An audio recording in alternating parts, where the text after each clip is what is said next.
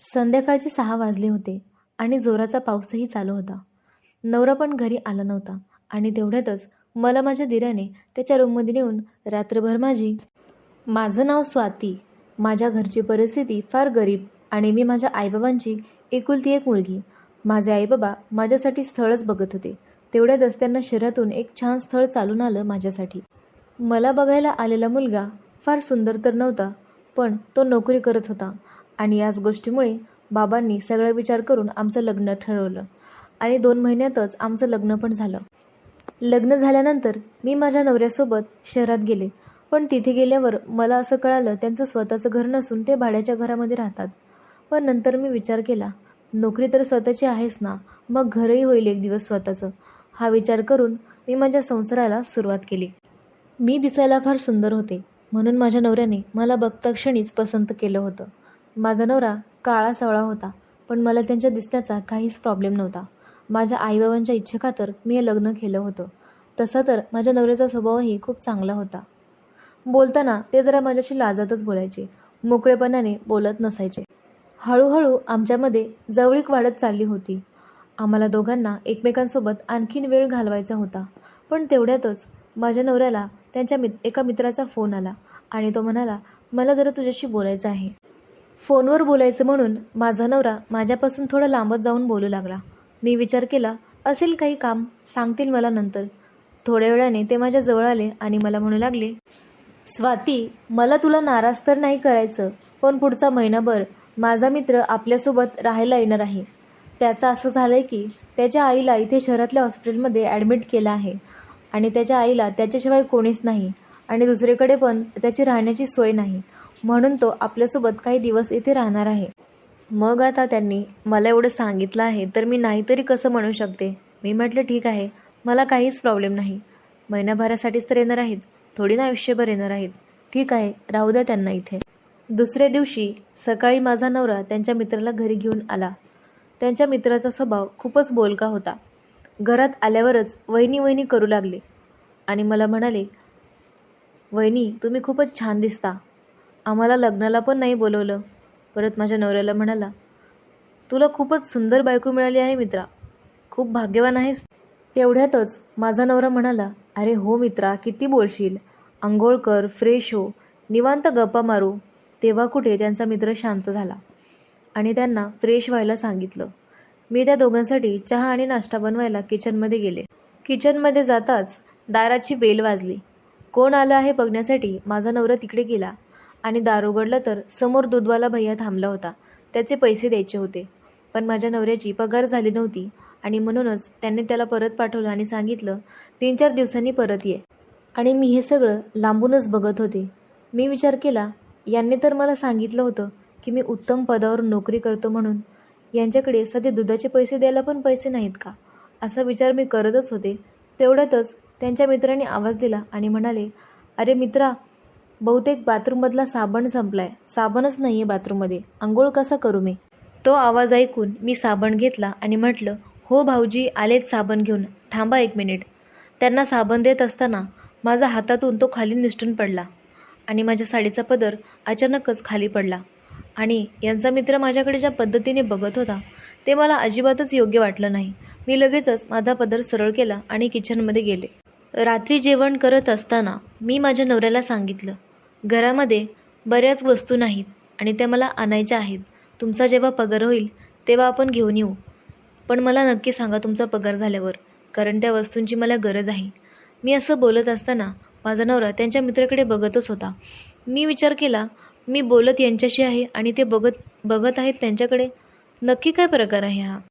मी रात्री त्यांना झोपताना विचारणार होते की मी जेव्हा तुमच्याशी बोलत होते तेव्हा तुम्ही तुमच्या मित्राकडे का बघत होतात, पण तेव्हा माझ्या लक्षातूनच गेलं आणि विचारायचं पण राहूनच गेलं.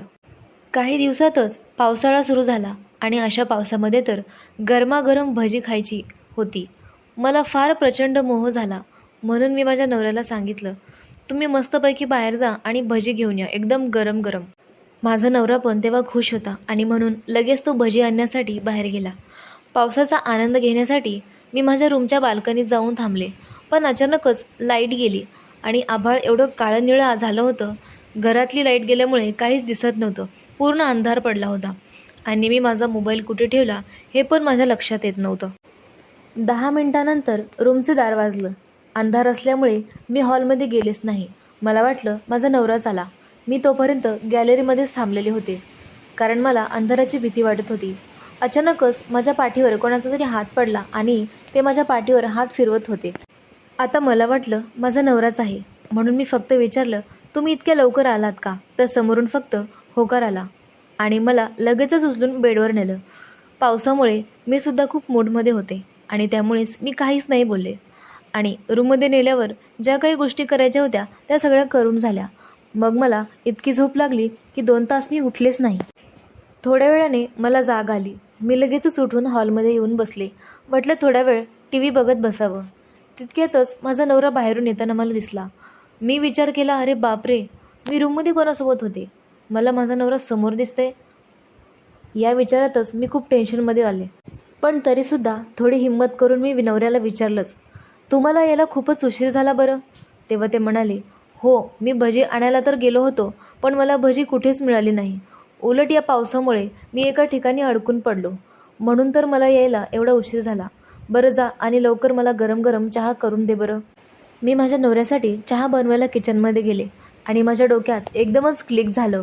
मी विचार केला, मी ज्या माणसाला नवरा समजून बसले तो तर माझा दीरच निघाला आणि त्या माणसासोबत नको त्या गोष्टी घडून बसल्या. माझ्याकडून ही काय चूक घडली? त्या व्यक्तीला हे कळायला नको का असं करण्याच्या आधी? मला तर खूप जास्त टेन्शन आलं होतं. थोड्या वेळाने माझा दीर म्हणजेच माझ्या नवऱ्याचा मित्र त्याच्या खोलीतून बाहेर आला. त्याला बघून तर मला पूर्ण खात्री पटली की थोड्या वेळापूर्वी मी याच्यासोबतच बेडवर झोपले होते आणि याच गोष्टीचं मला खूप जास्त टेन्शन आलं होतं. ही गोष्ट मी माझ्या नवऱ्याला पण सांगू शकत नव्हते. पण का कुणास ठाऊक काही दिवसातच माझा नवरा इतका बदलला होता की हे मला पण कळत नव्हतं. माझ्या लग्नाला आता जवळजवळ 2 महिने पूर्ण होत आले होते. पण अजूनसुद्धा माझ्या नवऱ्याचा मित्र म्हणजेच माझा दीर अजूनही आमच्यासोबतच राहत होता आणि मी त्याला जा असं पण म्हणू शकत नव्हते. एके दिवशी मी भाजीपाला आणण्यासाठी बाहेर मंडईमध्ये गेले आणि तेव्हा रविवार असल्यामुळे माझा नवरा आणि त्यांचा मित्र हे घरातच होते. मी घरी लवकरच आले आणि घरात आल्यावर दार उघडच होतं, म्हणून मी दार न वाजवता गुपचूप घरामध्ये आले. रूमच्या जवळ जाताच मला त्या दोघांच्या गप्पा ऐकू आल्या. ते जे काही बोलत होते ते ऐकून तर मला धक्काच बसला. ते दोघं फक्त आणि फक्त माझ्याबद्दलच बोलत होते आणि ते सुद्धा इतकं घाणेरडं होतं, मला ऐकायलासुद्धा नको वाटत होतं. त्यांच्या बोलण्यातून मला एक गोष्ट समजली होती की त्या दिवशी रात्री जेव्हा पाऊस पडत होता तेव्हा भाऊजीमध्ये आणि माझ्यामध्ये जे काही झालं ते माझ्या नवऱ्याला कळालं होतं आणि ते सुद्धा भाऊजींनीच म्हणजेच त्यांच्या मित्रांनी त्यांना सांगितलं होतं स्वतःहून. आणि पुढे ते बोलत होते की अजून किती दिवस. ते खूप हळू आवाजात बोलत असल्यामुळे मला नीट ऐकू आलं नाही. पण इतकं माहीत असूनसुद्धा माझ्या नवऱ्याला काहीच अडचण नव्हती. या गोष्टीचा मला जास्त राग आला. याउलट माझ्या नवऱ्याने त्यांच्या मित्राकडून जास्तीचे पैसे घेतले आणि सांगितलं, अजून मजा करून घे मित्रा. यावरून एक गोष्ट मला समजली की माझा नवरा हे सगळं फक्त आणि फक्त पैशांसाठी करतोय आणि तो जो मित्र आहे तो त्यांचा मित्र नसून तो त्यांच्या ऑफिसमधल्या एका बॉसचा मुलगा आहे, जो पैशांसाठी माझ्यासोबत हा सगळा छळ करत होता. तो विसरून गेलाय की त्याचं लग्न झाले आणि त्याला बायको आहे. फक्त पैशासाठी माझ्यासोबत ह्या सगळ्या वाईट गोष्टी माझा नवरा घडवून आणतोय. या गोष्टीचाच मला जास्त त्रास झाला. माझ्यासोबत जे काही घडलं त्यानंतर तर लग्न या विषयाची सुद्धा मला भीती वाटू लागली. त्याचबरोबर मला एक गोष्ट लक्षात आली होती, पैसा बघण्यापेक्षा माणूस आपल्याला प्रेम करणारा आणि आपल्याला जपणारा आहे का हे बघणं सगळ्यात महत्त्वाचं आहे.